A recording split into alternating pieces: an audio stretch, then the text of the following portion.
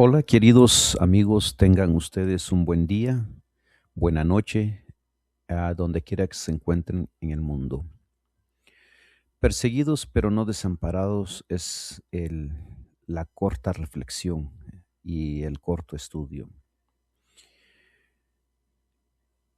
Hay un texto en Filipenses 4:4 que dice, regocíjense en el Señor siempre.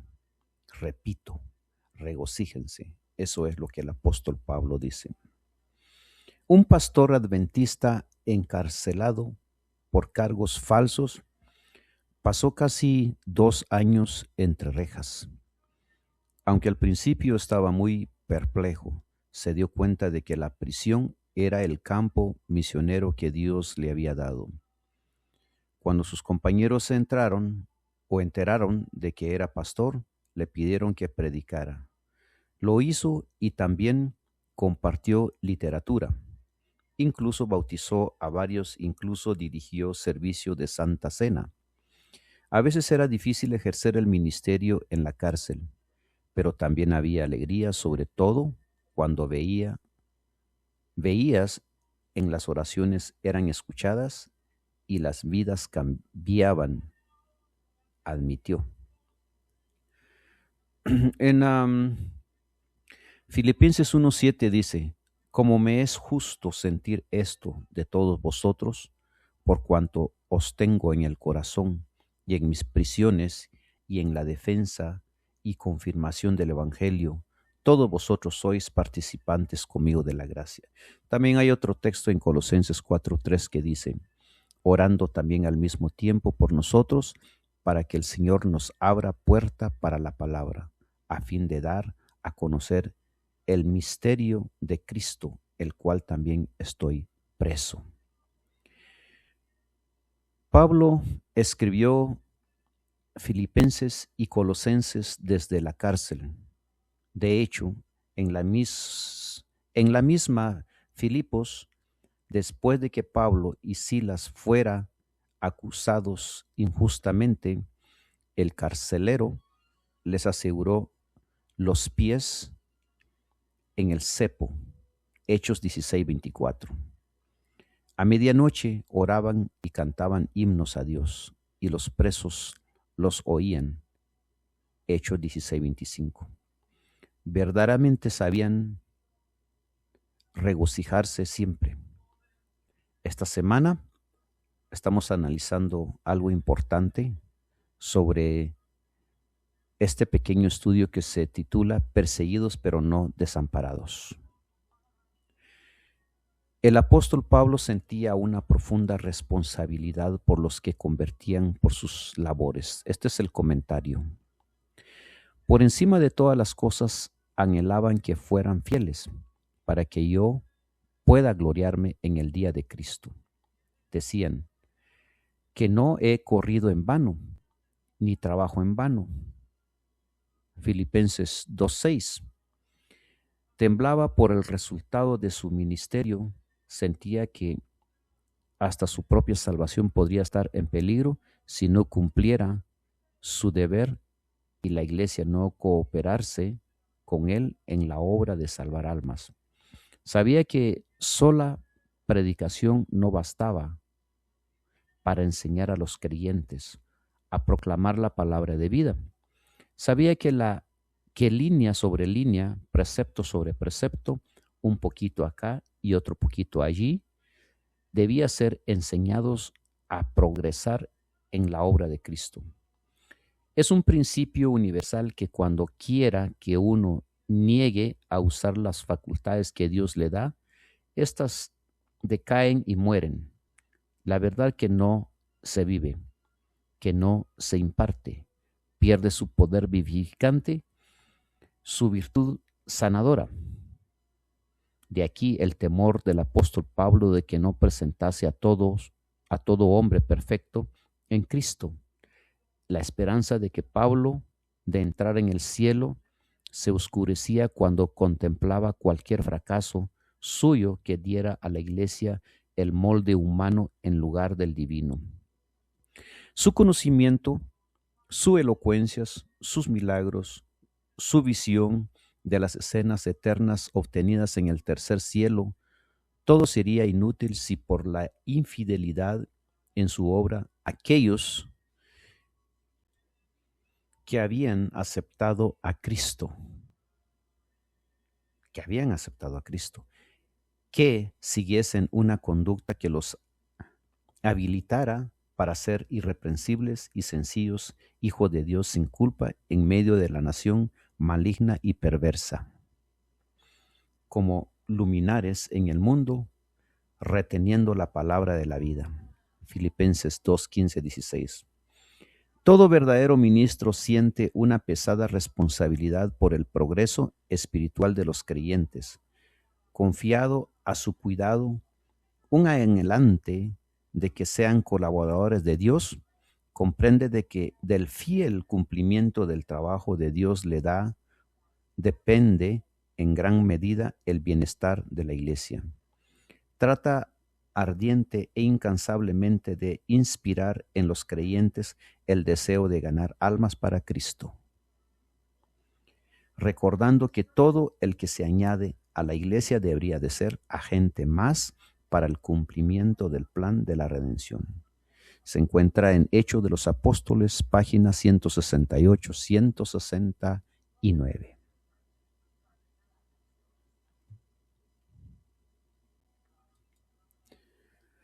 Pablo, el prisionero de Jesucristo. Este es el segundo tema. Pablo, el prisionero de Jesucristo. La segunda reflexión, como usted lo quiera llamar, es palabra de Dios, es mensaje divino que nos alienta en nuestros momentos difíciles. También son pequeños estudios que nos ayudan a fortalecer nuestra creencia, a fortalecer nuestra fe en Cristo, en Dios, en nuestro diario vivir. Por lo menos nos damos cuenta de que hay alguien quien nos quiere. Las cartas de Filipenses y Colosenses son conocidas como las epístolas de la prisión, pues fueron escritas mientras Pablo estaba preso. Las otras cartas de la prisión son Efesios y Filemón. La mayoría de los comentaristas cree que fueron escritas mientras Pablo estaba en Roma, en los años 60 y 62 después de Cristo.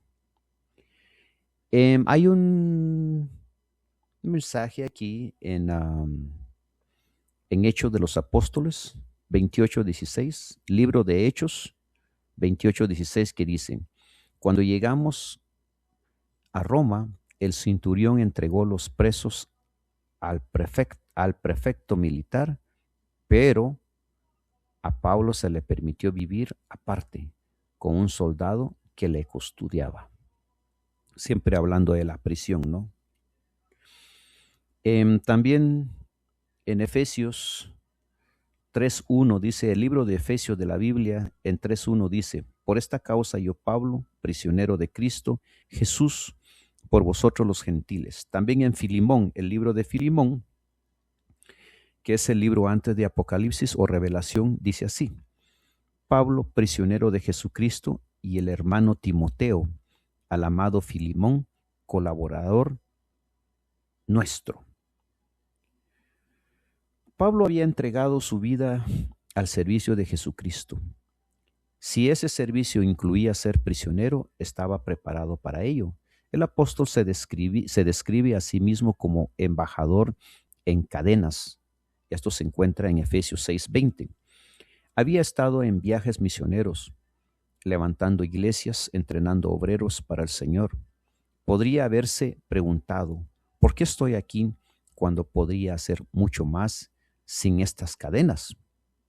Pablo también fue encarcelado más tarde, cuando escribió Segunda de Timoteo, que es considerada una epístola pastoral, así que al menos 5 libros del Nuevo Testamento fueron escritos mientras estaba en prisión. En ninguna de las epístolas de la prisión Pablo menciona exactamente dónde estuvo encarcelada. Por ello, algunos han sugerido,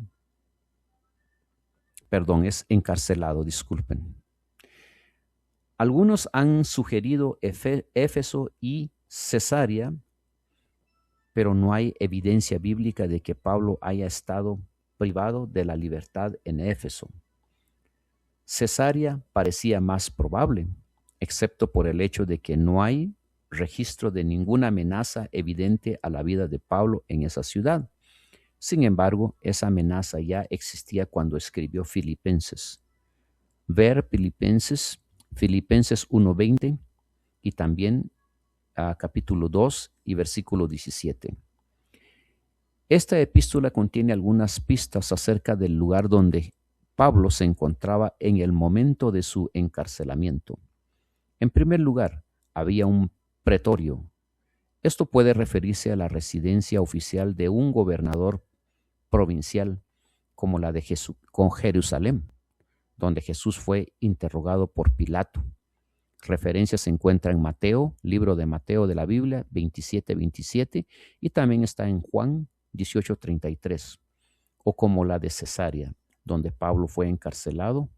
También se encuentra en Hechos 23:35.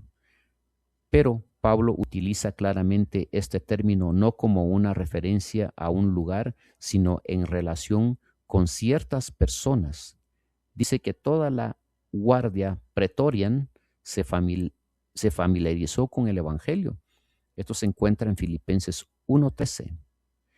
Esta guardia estaba integrada por hasta 14,000 soldados seleccionados que protegían al emperador y custodiaban a los prisioneros. En segundo lugar, Pablo también había saludos de los creyentes de la casa del César.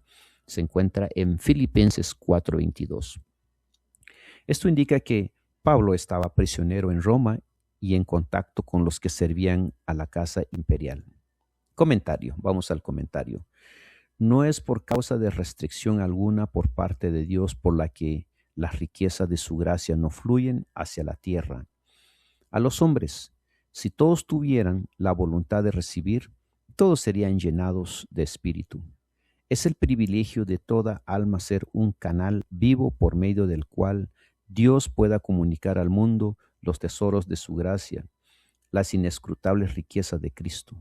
No hay nada que Cristo desee tanto como agentes que representen al mundo su espíritu y carácter. No hay nada que el mundo necesite tanto. No hay nada que en el mundo necesite tanto como la manifestación del amor del Salvador. La manifestación del amor del Salvador mediante la humanidad. Todo el cielo está esperando que haya canales por medio de los cuales pueda derramarse el aceite santo para que sea un gozo y una bendición para los corazones humanos. Dios, que es rico en misericordia, por su mucho amor con que nos amó, aun estando nosotros muertos en pecados, nos dio vida juntamente con Cristo. Y juntamente nos resucitó y asimismo nos hizo sentar en los cielos con Cristo Jesús, para mostrar en los siglos venideros la abundante riqueza de su gracia en su bondad para con nosotros en Cristo Jesús. Referencia bíblica está en Efesios 2:4-7. Tales son las palabras que Pablo, anciano, prisionero de Cristo Jesús, escribiendo desde su cárcel de Roma, se esforzó por presentar a sus hermanos aquello para que cuya presentación plena el lenguaje le resultaba inadecuado. Las inescrutables riquezas de Cristo, el tesoro de la gracia que se ofrecía sin costo a los caídos hijos de los hombres. Mientras vuestra alma suspire por Dios, encontraréis más y más de las inescrutables riquezas de su gracia. Mientras la contempléis, llegaréis a poseerla y os revelarán los méritos del sacrificio del Salvador para la protección de su justicia, la perfección de su sabiduría y su poder para presentaros ante el Padre sin mácula y sin represión. Referencia bíblica está en 2 de Pedro 3:14. La maravillosa gracia de Dios se encuentra en el libro La maravillosa gracia de Dios, escrito en 28 de junio y está en la página 187. Así, cuando aparentemente ajeno a la labor activa, Pablo ejerció más amplia y duradera influencia que si hubiese podido viajar libremente de la iglesia en iglesia, como en años anteriores, como preso del Señor, era objeto del más profundo afecto de parte de sus hermanos. Y sus palabras, escritas por quien estaba en cautiverio por la causa de Cristo, imponía mayor atención y respeto que cuando él estaba personalmente con ellos, hasta que Pablo les fue quitado. Los creyentes no se dieron cuenta de cuán pesadas eran las cargas que había soportado por ellos. En otros tiempos se había excusado en gran parte de las responsabilidades porque les faltaba su sabiduría, tacto e indomable energía, pero ahora, abandonados a su inexperiencia para aprender las lecciones que habían rehuido, apreciaron sus amonestaciones y consejos e instrucciones como no les había estimado durante su obra personal. Al informarse de su valentía y fe durante su largo encarcelamiento, fueron estimulados a una mayor fidelidad y celo en la causa de Cristo. Esto es causa de las persecuciones, que entre más persecución, más entrega, no, el ser humano más se entrega a Dios, pero cuando no hay persecución, más frío estamos. Bueno, queridos amigos, se cuidan mucho. Gracias por tomar el tiempo en escuchar y estamos ya en el año nuevo. Les deseo feliz año nuevo y prosperidad en sus planes, en su familia, con sus esposas, sus hijos, la universidad, las escuelas, las diferentes actividades que hay en este mundo que hay que prestarles atención. Así que mucho ánimo y sigan adelante. Gracias, queridos amigos, por visitarnos.